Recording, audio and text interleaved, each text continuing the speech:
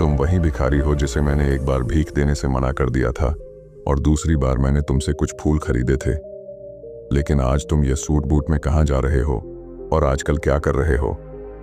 तब पहला व्यक्ति बोला, हाँ, मैं वही भिखारी हूँ, लेकिन आज मैं फूलों का एक बहुत बड़ा व्यापारी हूँ और इसी व्यापार के काम से ही दूसरे शहर जा रहा हूँ। कुछ देर रुकने के बाद वह फिर बोला, आपने मुझे पहली मुलाकात में प्रकृति का वह नियम बताया था जिसके अनुसार हमें तभी कुछ मिलता है जब हम कुछ देते हैं। लेन देन का यह नियम वास्तव में काम करता है। मैंने यह बहुत अच्छी तरह महसूस किया है, लेकिन मैं खुद को हमेशा भिखारी ही समझता रहा। इससे ऊपर उठकर मैंने कभी सोचा ही नहीं।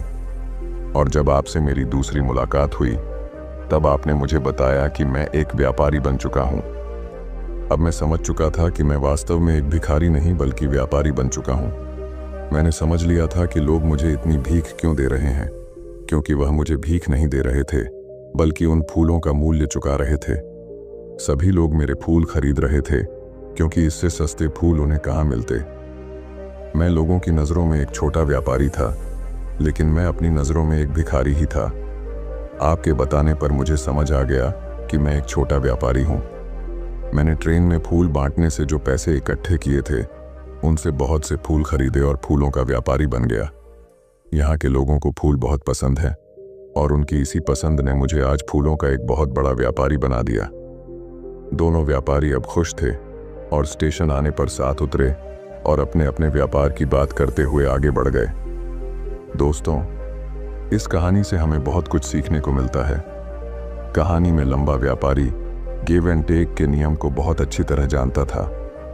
दुनिया के सभी बड़े व्यापारी इसी जीवन के नियम का उपयोग करके सफल हुए हैं। इस फॉर्मूले को उसने भिखारी को भी बताया। भिखारी ने इस प्राकृतिक नियम को अपना लिया और इसका असर उसके जीवन में साफ दिखाई देने लगा।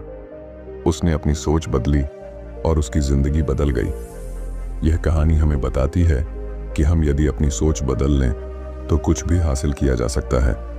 यदि हम खुद को छोटा समझते रहेंगे तो हम हमेशा छोटे ही बने रहेंगे। बड़ा बनने के लिए हमें अपनी सोच को बदलना होगा और खुद के बारे में बड़ा सोचना होगा। कहानी का सार यह है कि सफलता आपकी सोच में छुपी होती है। खुद का आत्मसम्मान जगाइए, अपनी सोच को बड़ा बनाइए और देखिए कैसे आप सफलता के शिखर पर पहुंच जाते हैं।